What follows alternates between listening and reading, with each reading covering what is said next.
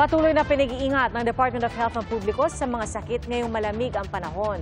Ayon sa Pag-asa, posible magpatuloy ang malamig na panahon hanggang Marso. Saksi si Mariz Umali. Inabutan naming nagre-relax ang magkapitbahay na senior citizen na sina Nanay Aurora at Nanay Marisa. Ninanamnam daw nila ang preskong hangin sa hapon. Pero paggabi, iniinda naman daw nila ang lamig ng panahon at kung ano-ano ang sakit na nararamdaman, lalo't may mga comorbidity pa sila. Kumikirot ang paa ko pag malamig. Yun, maano mo yung kirot ng tuhod ko. Ayon sa Pag-asa, umiiral pa rin ang hanging amihan. We're looking at possibility of first hanggang second week ng March o baka mag-extend pa na hanggang third week of March. Bagamat noong Enero pa raw naitala ang pinakamababang temperatura mula nang ideklara ang amihan noong Nobyembre, maginaw pa rin sa La Trinidad, Benguet na nagtala ng temperaturang 14.5 degrees Celsius kanina, habang 23 degrees Celsius naman sa Science Garden, Quezon City.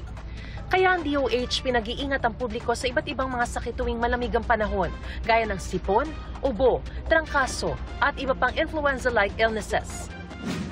Base sa surveillance ng Department of Health, bumaba ng 40% ang bilang ng mga influenza-like illness o malatrangkasong sakit sa bansa mula January 1 hanggang February 15, 2025 na nasa 17,535 cases na lang kumpara sa 29,225 cases sa parehong panahon noong 2024. Mas mild din daw ang influenza B na klase ng influenza kumakalat sa ating bansa kumpara sa influenza A na nakita sa Japan.